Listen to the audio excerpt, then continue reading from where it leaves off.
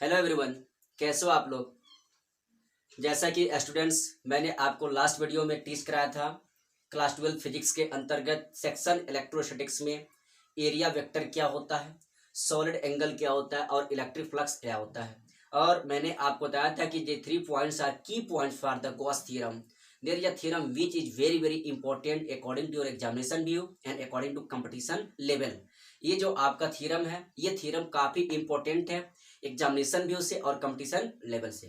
तो Gauss theorem क्यों need पड़ी, सबसे पहले हम इस बात को जानते हैं। What is Gauss theorem and why Gauss theorem needs in existence to understand electric field intensity. यानी कि इलेक्ट्रिक फील्ड इंटेंसिटी को फाइंड आउट करने के लिए गॉस थ्योरम की क्या आवश्यकता हुई और क्यों गॉस थ्योरम को पढ़ा गया। तो स्टूडेंट्स, मैं आपको बता देना चाहता हूं, you know it very well, we have studied the electric field intensity due to point charge. Also we have studied the electric field intensity due to electric dipole. यानी कि हमने किसी पॉइंट चार्ज के ड्यू इलेक्ट्रिक फील्ड इंटेंसिटी क्या होती है उसको हमने स्टडी कर लिया है। हमने इलेक्ट्रिक डाइपोल की ड्यू उसके एक्सियल कंडीशन में, नॉन एक्सियल कंडीशन में हमने क्या कर लिया है, इलेक्ट्रिक फील्ड इंटेंसिटी को रीड कर लिया, टीच कर लिया, पढ़ लिया है। लेकिन we have no idea about electric field intensity due to continuous charge distribution on any closed surface। लेकिन अगर कोई आपका क्लोज सरफेस है और उस क्लोज सरफेस पर अगर इलेक्ट्रिक चार्ज का डिस्ट्रीब्यूशन यूनिफॉर्म है, उस क्लोज सरफेस पर अगर आपका इलेक्ट्रिक चार्ज यूनिफॉर्मली डिस्ट्रीब्यूट है, तो उसके कारण क्या इलेक्ट्रिक फील्ड इंटेंसिटी होगी, इसके बारे में कोई आइडिया नहीं थी। So the famous physicist and famous mathematician Karl Friedrich Gauss, यानी कि जो गॉस है इनका पूरा नाम क्या है, कार्ल फ्रेडरिच गॉस, ने एक क्वांटिटिव रिलेशन इलेक्ट्रिक चार्ज यानी कि किसी क्लोज सरफेस से लिंक्ड टोटल इलेक्ट्रिक फ्लक्स और टोटल इलेक्ट्रिक चार्ज के बीच एक क्वांटिटिव रिलेशन एस्टेब्लिश किया। और इसी क्वांटिटिव रिलेशन को हम क्या कहते हैं, गॉस थ्योरम कहते हैं।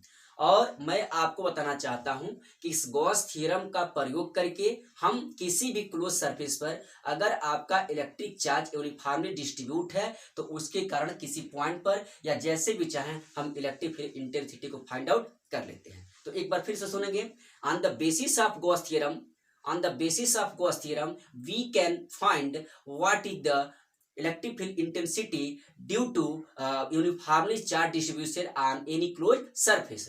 अब देखिएगा, तो यहाँ पर कैसे गॉस ने अपने थ्योरम को डिराइव किया, तो मैंने यहाँ पर राइट किया है कि the famous physicist and mathematician named Carl Friedrich Gauss established a quantitative relation between electric flux linked with any closed surface and total number of electric charge inside it।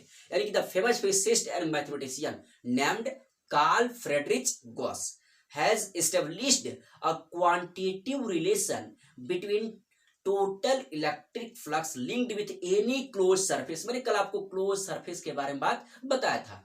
Total number of electric flux linked with any close surface and total electric charge present inside the close surface.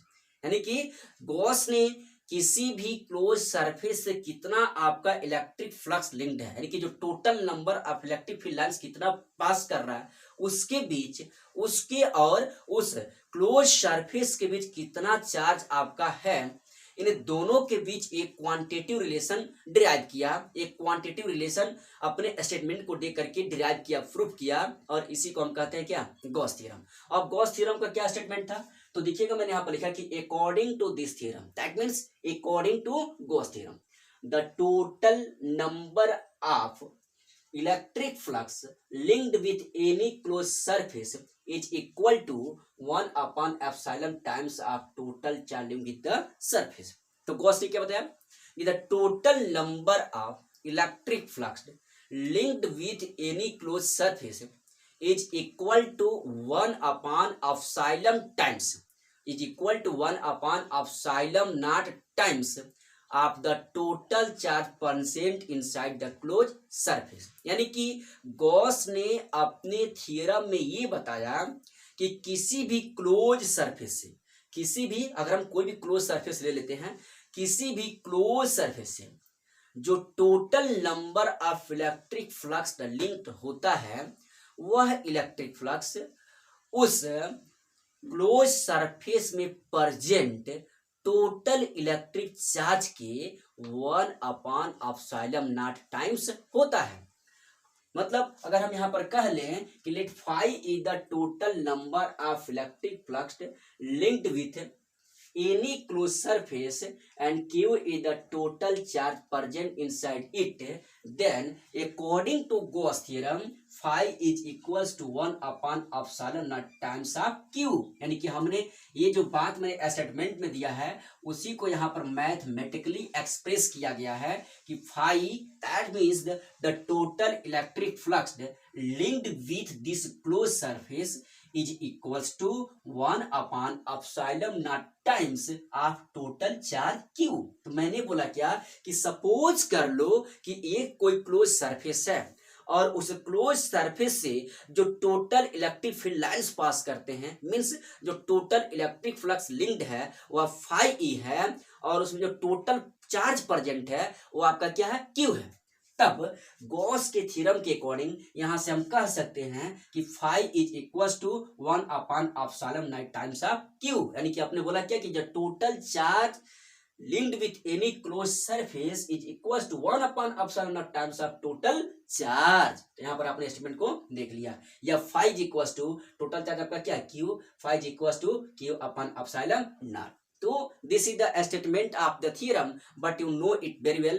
If any theorem is given, that means if any statement is given in the physics or in the mathematics, then there needs a proof of this statement। अगर हम कोई बात कह देते हैं तो उस बात को क्या करना पड़ता है, प्रूफ करना पड़ता है। तो आइए इसके लिए हम ये जो हमारा स्टेटमेंट है इसको हम प्रूफ करते हैं। जो गॉस थ्योरम का स्टेटमेंट है इसको हम प्रूफ करते हैं। For this purpose let us consider we have a close surface. हम इस पर्पज के लिए कहते हैं क्या कि हमारे पास एक क्या क्लोज सरफेस है जिसका सरफेस एरिया क्या ए है। लेट अस कंसीडर मैंने यहाँ पर लिखा कि let us consider we have a close surface A and a point charge Q at point ओ।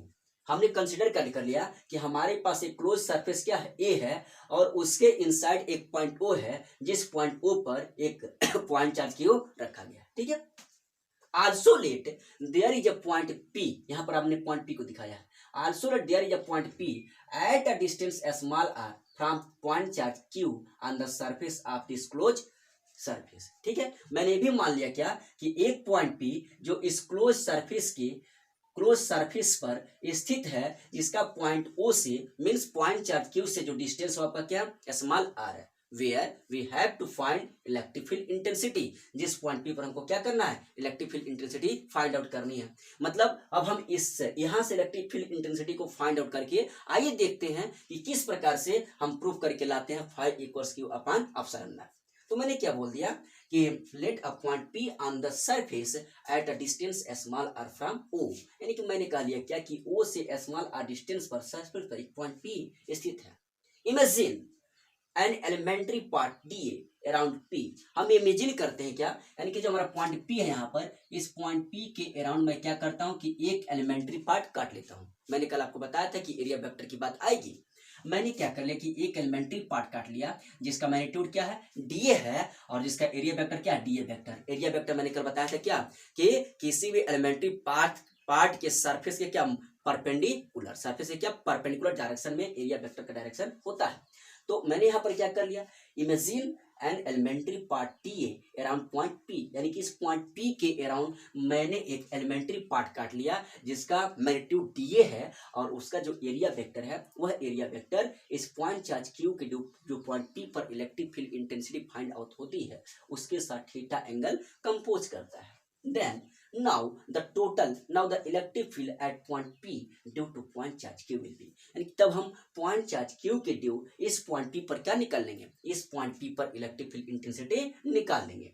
तो due to this point charge Q electric field intensity at P is equal to, आपने पढ़ क्या था, due to point charge Q the electric field intensity at any point E vector is equal to 1/4πε0 q/r²। ये expression हमको मिल गया।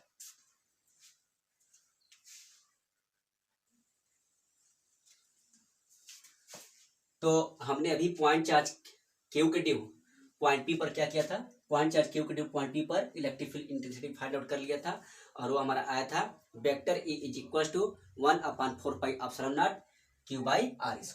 Now we are going to find what is the electric flux linked with this elementary closed surface. अब हम क्या करते हैं कि ये जो हमारा एलिमेंट्री पार्ट लिए हैं, इस एलिमेंट्री पार्ट से आपका कितना इलेक्ट्रिक फ्लक्स लिंक्ड है उसको फाइंड आउट करते हैं. तो कल हम इलेक्ट्रिक फ्लक्स, तो यहाँ पर अब लिखा है now the electric flux linked with this elementary part d A will be. कल बताया था मैंने आपको कि डी फाई ई इक्वल्स क्या होता है, E D A. And if theta is the angle between E vector and dA vector, then this will be EDA cos theta. Because कल मैंने आपको बताया था कि the scalar product of two vector is equals to the scalar product of two vector is equals to magnitude of product of two vector with cosine value. तो यहाँ से हमारा d phi equals हो जाएगा EDA cos theta. This equation 2. अब हम क्या करते हैं कि अभी हम इक्वेशन फर्स्ट में आपने देखा कि इक्वेशन फर्स्ट में हमने ई की वैल्यू निकाली, यानी कि इलेक्ट्रिक फील्ड इंटेंसिटी ई की वैल्यू हमने निकाला ई इक्वल्स 1/4 पाई एप्सिलॉन नॉट. तो हम क्या करते हैं कि जो हमारा इक्वेशन फर्स्ट था, तो मैंने आप लिखा है यहाँ पर putting the value of E from 1 in equation 2. हम क्या करते हैं कि इक्वेशन फर्स्ट से जो E equals 1/4 pi epsilon naught q by r square है, उस वैल्यू को हम इक्वेशन 2 में पुट करते हैं, यानी कि ई की प्लेस पर पुट कर देते हैं. तो जैसे हम पुट करें तो हमारा क्या हो जाएगा, d phi E equals at the place of ही we can write here 1/4 pi epsilon naught q by r square and this is d A cos theta.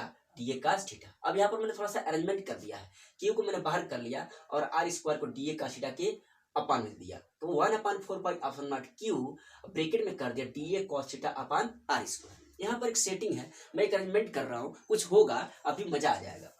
But we know that solid angle d omega is equal to d A cos theta upon r square. मैंने आपको कल बताया था इस solid angle क्या होता है, D omega equals क्या होता है, d A upon r square. अब आप देख रहे हो कि सर यहाँ पर आप कॉस थीटा ला दिए, तो कॉस थीटा का क्या है, यानी कि जो आपका एरिया वेक्टर है उस एरिया वेक्टर का हॉरिजॉन्टल डायरेक्शन में एक क्या है, कंपोनेंट है. तो हम डी ए के बदले डी ए कॉस थीटा भी ले सकते हैं. तो यहाँ पर डी ओमेगा कल ही हम पढ़े थे कि solid angle d omega equal d upon r square. So at the place of d A we can take here d A cos theta as the horizontal component of area vector d A vector. तो यहाँ से हमारा solid angle d omega equals हो गया d A cos theta upon r square.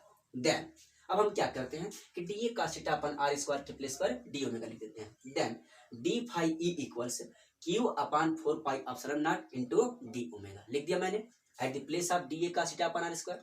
अब देखिएगा now the electric flux link with the close surface. अभी मैंने क्या किया, अभी मैंने किया कि केवल इस एलिमेंट्री पार्ट से मैंने लिंक्ड इलेक्ट्रिक फ्लक्स को निकाला. अब इस पूरे सरफेस से कितना इलेक्ट्रिक फ्लक्स लिंक्ड है इसको फाइंड आउट करने जा रहा है. तो यहाँ देखते हो कि but now the electric flux linked with the close surface, यानी कि क्लोज सरफेस से कितना आपका इलेक्ट्रिक फ्लक्स लिंक्ड हो रहा है. तो ये हमारा क्या हो जाएगा, phi E is equal to क्या करते हैं, एलिमेंट्री पार्ट का निकाल करके और इसे क्या कर लेंगे, क्लोज सरफेस इंटीग्रल निकाल लेंगे. छोटे से भाग का निकालो और उसको क्या कर दो, इंटीग्रेट कर दो इसको. तो बात है, ये बात तो आप क्लास 11 से ही पढ़ते आ रहे हो. तो मैंने क्या कर दिया, यहाँ पर close surface integral of Q upon 4 pi epsilon not D omega. Here q upon 4 pi epsilon naught is a constant term and it can be taken out from the integration term. मैं क्या कर सकता हूँ कि q upon 4 pi epsilon naught को integration term से क्या कर देता हूँ, बाहर कर देता हूँ. अरे जो कांस्टेंट है उसको अंदर रखने से क्या फायदा है, अरे कुछ उसका को अगर कोई उसको कांस्टेंट, जब हर जगह कांस्टेंट रहे तो आप बाहर रहो या घर में रहो कोई मतलब है नहीं, यू आर द कांस्टेंट. तो आओ हम आपको क्या करते हैं, गेट से बाहर निकालते हैं, मतलब इंटीग्रेशन से बाहर निकालते हैं. तो यहाँ से हमारा q upon 4 pi epsilon naught close integral d omega. But close integral d omega क्या है, यानी कि d omega is the small angle compose by elementary part, और उसी का हम close surface integral d omega कर देंगे तो क्या हो जाएगा, अब इस पूरे क्लोज सरफेस पर इसके सेंटर पर बड़े एंगल के बराबर हो जाएगा. तो अगर मान लो कि उस ज्योमेट्री को हम स्फीयर मान लें, इसको अगर हम स्फीयर टाइप का भी तो मान सकते हैं क्लोज सरफेस को, तो स्फीयर मान लें.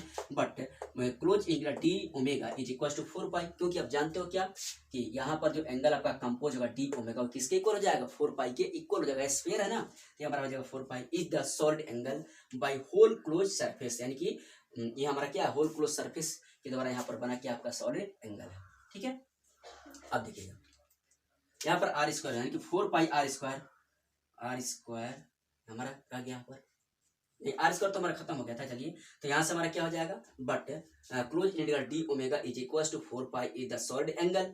यहाँ से हमारा हो गया by whole close surface. Then हम क्या करते हैं कि जहाँ पर हमारा close surface integral d omega है, उसके प्लेस पर हम क्या लिख देंगे 4 पाई लिख देंगे। तो 4 पाई ने 4 पाई को कैंसिल कर दिया और हमारे पास क्या बचा, we have left here phi is equal to q upon epsilon naught. और हम स्टेटमेंट में देखे थे कि हमारा phi equal to q upon epsilon naught ही था। This prove the statement of Gauss theorem. तो इस तरह से स्टूडेंट्स ये बहुत ही इंपॉर्टेंट थ्योरम आपके एग्जाम के व्यू से और आपके कंपटीशन के व्यू से भी और न्यूमेरिकल के व्यू से भी काफी इंपॉर्टेंट थ्योरम है। तो आज हम गॉस थ्योरम को लर्न किए, अब हम गॉस थ्योरम के एप्लीकेशन को भी लर्न करेंगे। Thank you, have a nice day.